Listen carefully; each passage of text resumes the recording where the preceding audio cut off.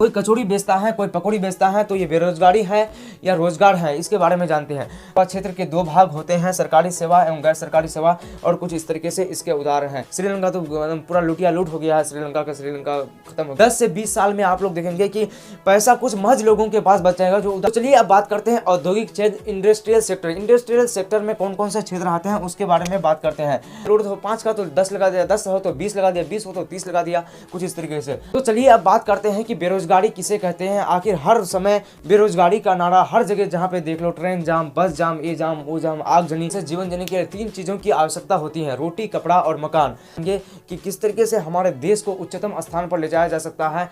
जय हिंद। आज हम सब बात करेंगे रोजगार एवं सेवा, एम्प्लॉयमेंट एंड सर्विस। रोजगार एवं सेवा, एम्प्लॉयमेंट सर्विस किस तरीके से हमारे देश में काम आते हैं, किस तरीके से हमारे राज्य में काम आते हैं, किस तरीके से हमें तरक्की की रास्ता पर गामजन करते हैं। तो आज की इस वीडियो में रोजगार एवं सेवा, एम्प्लॉयमेंट एंड सर्विस के बारे में बात करेंगे कि किस तरीके से ये काम आते हैं। तो रोजगार एवं सेवा, सभी व्यक्ति को जीवित रहने के लिए किसी न किसी प्रकार का काम करना पड़ता है किसी तरीके से। जैसे कोई भी व्यक्ति खाता है, पीता है, एक अच्छा जीवन जीने के लिए उसको रुपया पैसा चाहिए। तो रुपया पैसा कहाँ से आएगा? तो उसको रोजगार, यहाँ पे कहीं पे मजदूरी करना पड़ेगा, या कोई बिजनेस करना पड़ेगा, या किसी जगह नौकरी करना पड़ेगा, तभी उसके पास रुपया पैसा मिलेगा। तो आज की इस वीडियो में बात करेंगे कि किस तरीके से हमारे देश में गरीबी है, किस तरीके से इसको दूर किया जा सकता है, किस तरीके से रोजगार एवं सेवा, एम्प्लॉयमेंट में हम लोग जानेंगे कि किस तरीके से हमारे देश को उच्चतम स्थान पर ले जाया जा सकता है। हमारे देश में तो शिक्षित लोग हैं, हमारे देश में शिक्षित लोगों की कोई कमी नहीं है, लेकिन फिर भी हमारा देश गरीब किस तरीके से है, किस तरीके से चाइना, अमेरिका, रूस, श्रीलंका तो पूरा लुटिया लूट हो गया है, श्रीलंका खत्म हो गया है, रूस, जापान, कुछ इस तरीके से बड़े बड़े राष्ट्र हमारे देश के लोगों को ले जाकर, हमारे देश के ही बड़े बड़े आदमी, इंजीनियर, डॉक्टर और शिक्षकों को ले जाकर वहाँ पे वहाँ पे उसका यूज़ करते हैं और अपने सेवा क्षेत्र को विकसित करते हैं। क्योंकि किसी भी देश को आगे बढ़ाने के लिए, किसी भी देश को अच्छी तरीके से चलाने के लिए उसका सेवा क्षेत्र का योगदान अच्छी तरीके से होना चाहिए। सेवा क्षेत्र अगर जिस देश का अच्छा हो गया तो उस देश को आगे बढ़ाने से, विकसित होने से कोई नहीं रह सकता। क्योंकि देख सकते हैं कि हमारा देश अभी भी विकसित की कैटेगरी में नहीं गया, विकासशील के ही कैटेगरी में है, क्योंकि ये अभी ग्रो कर रहा है, धीरे धीरे ग्रो कर रहा है। तो इसीलिए हम लोग को किस तरीके से इसको विकासशील से विकसित के तरफ ले जाना है। तो हम लोग समझते हैं आज की इस वीडियो में रोजगार एवं सेवा, एम्प्लॉयमेंट एंड सर्विस, किस तरीके से रोजगार एवं सेवा काम करते हैं। तो किसी भी व्यक्ति को जिंदा रहने के लिए, किसी भी व्यक्ति को अच्छी तरीके से जीवन जीने के लिए 3 चीज़ों की आवश्यकता होती है, रोटी, कपड़ा और मकान। 3 चीज़ों की आवश्यकता होती है, रोटी, कपड़ा और मकान। रोटी, कपड़ा,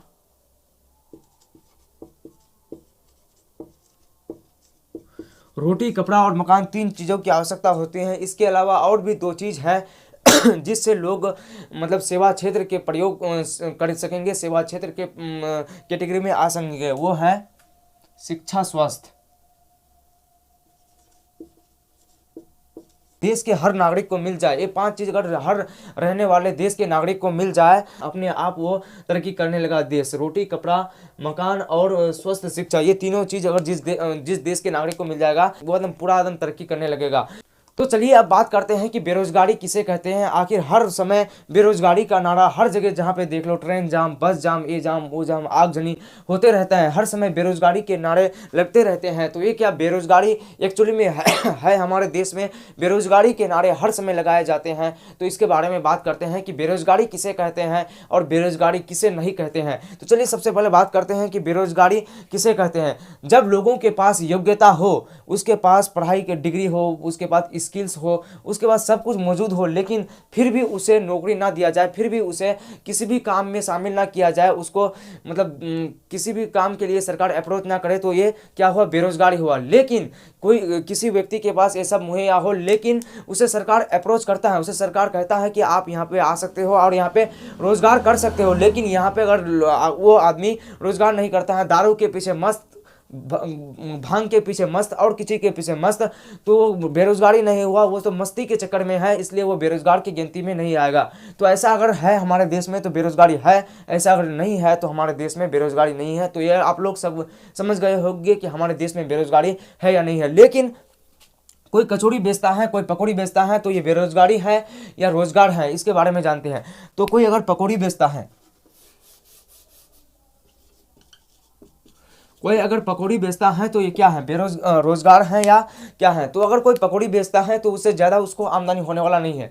कुछ दो चार आदमी है जो वायरल हो जाता है कभी कभी, उसके चलते मतलब सारे लोग उसमें फंस जाते हैं। तो इससे कोई रोजगार नहीं है, जीविकोपार्जन है। जैसे जीवन को चलाने के लिए कुछ ना कुछ तो चाहिए। जैसे कुत्ता कुत्ता कहीं भी चले जाते हैं, इस घर से उस घर, उस घर से उस घर, उस घर से उस घर, कहीं भी जाकर वो अपने पेट भर ही लेते हैं।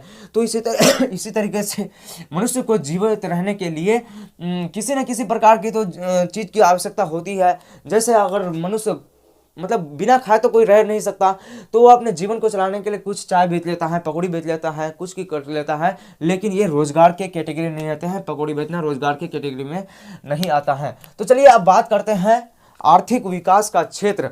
आर्थिक विकास के कितने क्षेत्र हैं, तो आर्थिक विकास के विभिन्न क्षेत्र हैं। उनमें से 3 क्षेत्र के बारे में आपको बताएंगे, किस तरीके से आर्थिक विकास के 3 क्षेत्र हैं आप लोग को बताएंगे।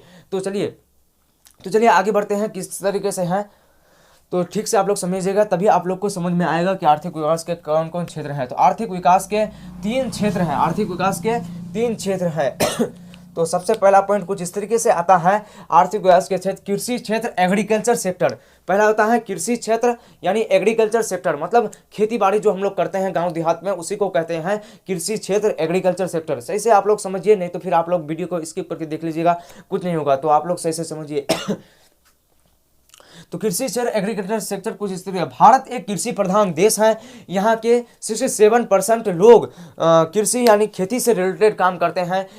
और यहाँ पे भारत में अभी छिपी हुई बेरोजगारी बहुत दिखाई पड़ रहे हैं। जहाँ छिपी हुई बेरोजगारी का मतलब छिपी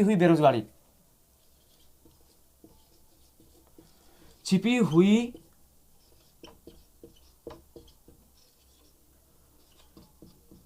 तो सबसे पहले आप लोग समझ लीजिए छिपी हुई बेरोजगारी क्या होता है। छिपी हुई बेरोजगारी मतलब कहीं किसी धान को कमाने के लिए, किसी धान को काटने के लिए उसको अगर 10 आदमी उसको चाहिए, 1 बीघा को कमाने के लिए 10 आदमी चाहिए, लेकिन वहाँ के अगर 15 आदमी लग गया है, घर के 15 आदमी उस परिवार के लगे हैं, तो समझ लीजिए कि 5 आदमी वहाँ पे फालतू है। 5 आदमी के बिना भी वो काम हो सकते थे, लेकिन वो काम 15 आदमी द्वारा मतलब 10 आदमी द्वारा हो सकते थे, लेकिन 15 आदमी कर रहे हैं। 10 आदमी द्वारा हो सकता था, लेकिन 15 एक्स्ट्रा वहाँ पे लगा हुआ है। तो ये हुआ छिपी हुई बेरोजगारी। कुछ इस तरीके से आप लोग समझे कि नहीं समझे, आप लोग कमेंट कर जरूर बताएं। तो छिपी हुई बेरोजगारी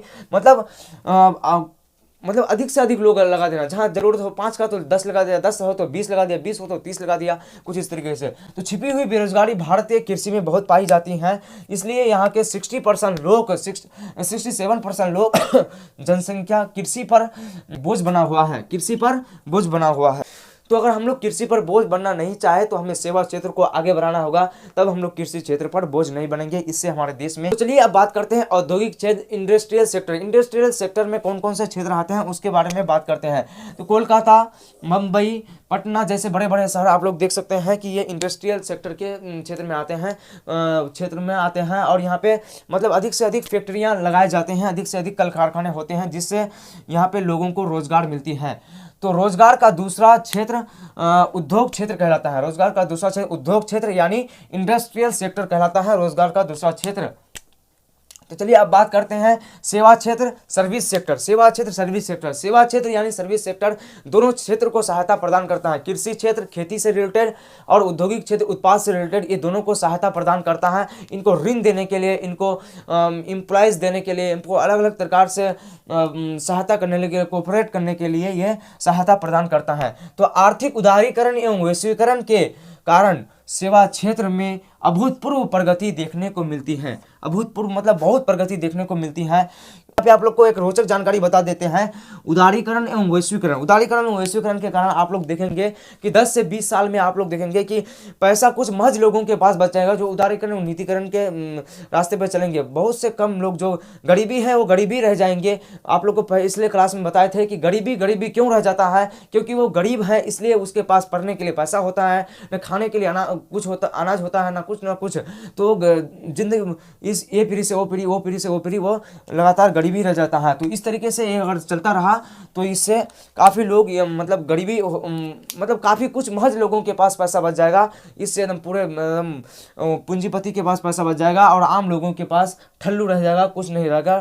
सेवा क्षेत्र की भूमिका, सेवा क्षेत्र की भूमिका, सेवा क्षेत्र की भूमिका हमारे समाज में बहुत होती है। अगर सेवा क्षेत्र नहीं होती तो ये सब नहीं होता, क्योंकि सेवा क्षेत्र ही कृषि क्षेत्र एवं उद्योग क्षेत्र को सहायता प्रदान करते हैं। सेवा क्षेत्र नहीं होता तो ना ये क्षेत्र होता ना ये क्षेत्र होता।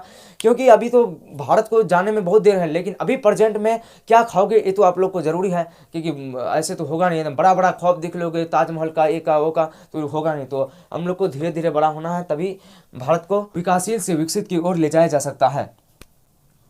तो सेवा क्षेत्र की भूमिका, सेवा क्षेत्र की भूमिका है कि वो प्राथमिक क्षेत्र एवं द्वितीयक क्षेत्र को सहायता प्रदान करें, यानी कृषि क्षेत्र एवं औद्योगिक क्षेत्र को सहायता प्रदान करें। अब बात करते हैं कि सेवा क्षेत्र का भाग।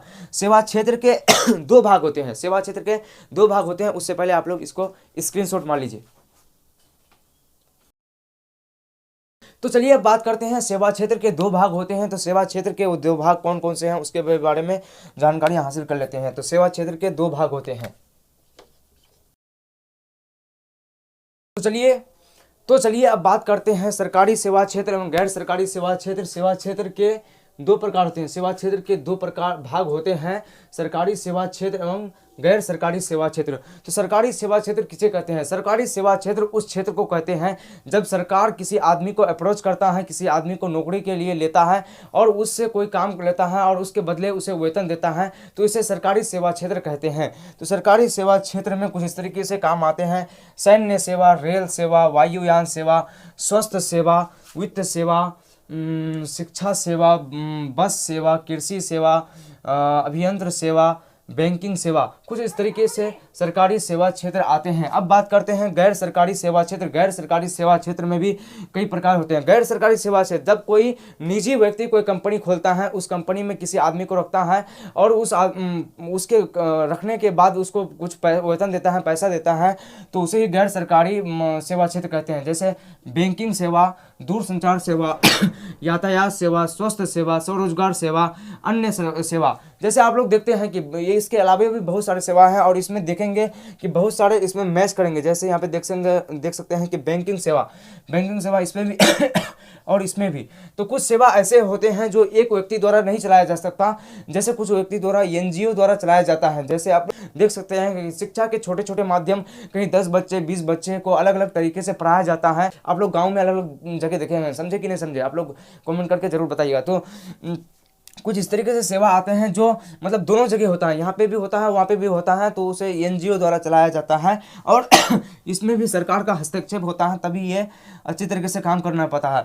तो ये जो कुछ मेल खाता है तो उसको मतलब सरकार खुद अकेले संभाल नहीं सकता। जैसे स्कूल चलाना, प्राइवेट भी स्कूल होते हैं और सरकारी भी स्कूल होते हैं। तो प्राइवेट स्कूल को सरकार से मान्यता रजिस्टर करना पड़ता है। तो इस तरीके से सरकार सब काम को अपने तरीके से अकेले नहीं कर सकता है, जनता को भी सहायता करना पड़ता है। तो कुछ इस तरीके से हम लोग ने समझा किस तरीके से सेवा क्षेत्र हमारे लिए महत्वपूर्ण है। सेवा क्षेत्र के दो भाग होते हैं, सरकारी सेवा एवं गैर सरकारी सेवा, और कुछ इस तरीके से इसके उदाहरण हैं। तो मिलते हैं नेक्स्ट वीडियो में फिर इसी तरीके की जानकारी के साथ, इसी तरीके के वीडियो के साथ।